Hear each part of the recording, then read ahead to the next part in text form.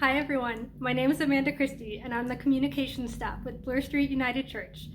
For the longest time, Bloor Street United has been in the process of redevelopment, and even when the shovels hit the ground, it was a long time before we saw anything. It's a complicated building project, straddling the Bloor Street subway and the old creeks that run beneath us. But once the construction reached street level this spring, things have really started to move quickly.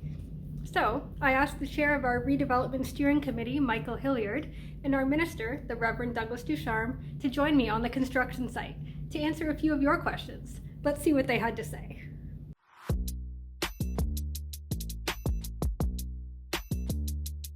So the members of the Redevelopment Steering Committee are Mary Louise Work, Ellen Schwartzel, John Patterson, Jim Hunter, and myself, and Reverend Douglas, when he's able to join us, which is wonderful. And we also have the support of members of the SHS team, which is the firm that we've engaged to help guide us through this process, who are paid for, thankfully, by our developer. What are we working on now? We're primarily focused on two things. One, trying to figure out how we're going to get this great building operating in the appropriate complement of staff and outside support.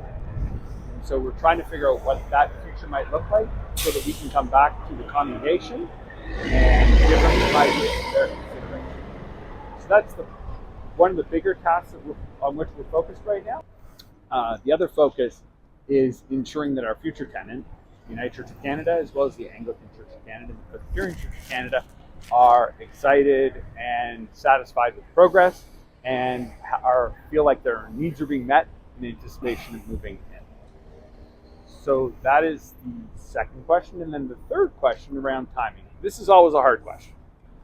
We've been at this for close to over 25 years, but I'm feeling confident as this thing goes up that we will be likely in late 26, early 27. So I like to think of it in terms of Christmas 26, or if we have to, Easter 27.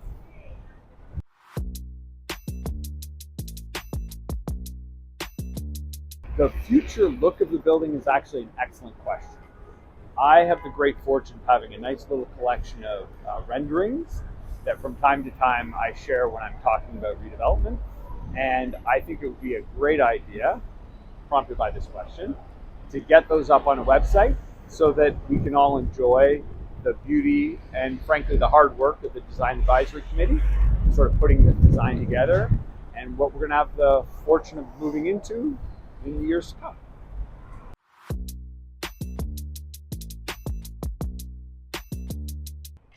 Sure. The Redevelopment Steering Committee has been around for some time and has done phenomenal work, an amazing piece of work that is going to generate revenue from the building and create dynamic, amazing space for the congregation and the community. And tackling those issues has cast into relief some other issues for us as Bloor Street. We will have a new building, and to go with that, we need a new response to the question of what is a church for in 2025? What is our core, our raison d'etre? And when I think of that, it reminds me of a question that former Bloor Street minister Bruce MacLeod asked in conversation with me once, and he said, "What haunts me in ministry is this: if this church disappeared tomorrow into a sinkhole, would anyone around us notice?"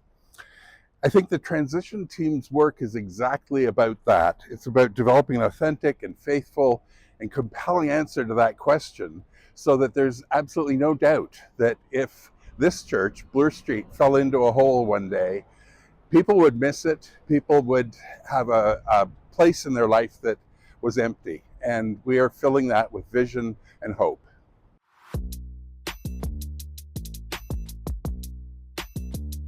Well, a big part of my work as a transition minister is to help hold the congregation together through this time of change and transition in productive ways so that this time of waiting isn't wasted time, but we're healthy and whole and we're actively engaged in dealing with core questions of identity and purpose, values, and mission in 2025. in Toronto in a way that differentiates us from other churches and makes us stand out. To use biblical image, perhaps, we're needing to craft a fine wine from freshly picked grapes that will be ready for the new wineskin that is taking shape behind me. We need a fine wine of our vintage for such a time as this, for the new wineskin that is taking shape and that will be our new building. The redevelopment's having an impact on the congregation by giving us time and nudging us along in tackling those big questions afresh for 2025 in this amazing, diverse, dynamic city of Toronto. That was great. Thank you both so much for chatting with me. Now it's time for you to ask your questions. There's so much to talk about. The United Church, Anglican, and Presbyterian office space, how we'll imagine our new worship space, and so much more. Ask away.